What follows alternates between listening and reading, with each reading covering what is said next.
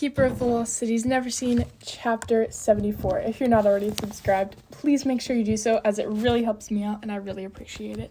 Thanks. What exactly does that mean? Ellen asked Calla. How can you be the cure? Because I know what the Panaxes are, Calla said. The legend called them the Brave Ones, and I never understood why, but their roots sang of a life given freely. That's where the healing comes from. The blossoms sprout from the sacrifice. Anyone else confused? Dex asked. Sophie definitely was, but she didn't like the word sacrifice. She ran to Calla's side, grabbing her green-thumbed hands. Please tell me you're not sacrificing yourself. Calla stared at the pastures, her eyes both sad and dreamy. I'm old. I've enjoyed thousands of years on this earth, and now I'll enjoy thousands of more, in a different form. But Calla placed her fingers on Sophie's lips. You can't change this, Sophie. Do not try. So you're saying the Panaxes are gnomes? Counselor Emery said, breaking the silence. Brave ones, who choose to shift their form, Calla agreed. Their sacrifice's life energy nourishes the Panax to give them the power of healing. Fascinating, Counselor Tarek whispered. Bronte shook his head. All this time, we never realized the cure was within our control. What control? Sophie asked. She has to die for this. Calla, you can't. I must, Calla interrupted. Don't tell me you would not do the same if you could save your friends. Tears gathered in Sophie's eyes, spilling down her cheeks. But you're my friend, too. Calla smiled. I know. And I do this to help you as well. She turned to the council, her gray eyes hardening. Remove the banishment of these children, all of them, even the two who've left. They saved my species. I wouldn't know this path to the cure without them.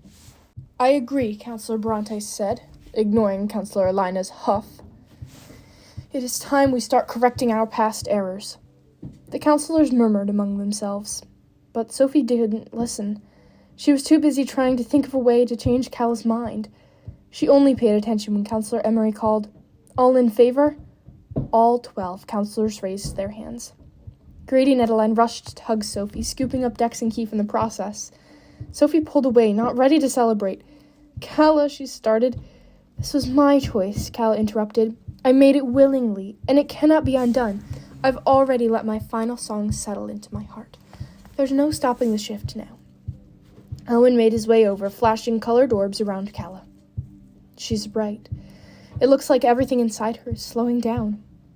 How long do you have? Grady asked, holding Sophie steady as everything spun too fast. Calla stared at her hands, where the green color was already spreading beyond her thumbs. Sometime tonight, the final shift will happen, and by morning, you'll find my tree. Morning, Sophie repeated. Her voice was breaking. That was too soon. Everything was happening too fast. She couldn't... Hey, Keith said as Sophie pulled away from Grady. He took her hands. It's okay.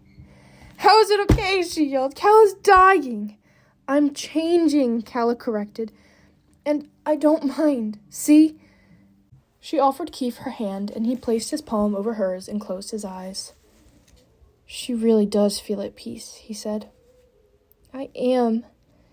Calla wiped Sophie's tears. Please don't cry for me. This is my happy ending. How many get to choose their last breath and make it for the good of everyone? But I'm going to miss you so much, Sophie cried. And when you do, you can come sit under my tree, Calla turned to Grady and Adeline. I have one favor to ask. I must set my roots down somewhere, and the earth feels peaceful here. Of course, Adeline whispered. Our home is your home. Anywhere you'd like, Grady added, even if you want the middle of a pasture. Calla pointed to the small hill overlooking the other pastures. Sophie knew if she stood there, she could see the ocean. That will be my place, Calla said, from this day forward. We'll make sure your Panax is nurtured and protected, Grady promised. No, Sophie said, there has to be something I can do. There is, Calla interrupted. You can listen to my songs, and you can make starkflower stew. and pour a bowl into the ground to share it with me. And you stay my brave moonlark, always."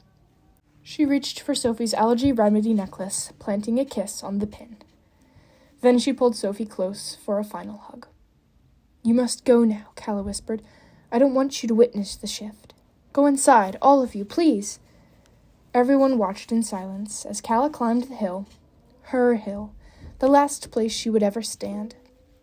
"Go," she said again, planting her feet firmly in the center. "Let us all find rest."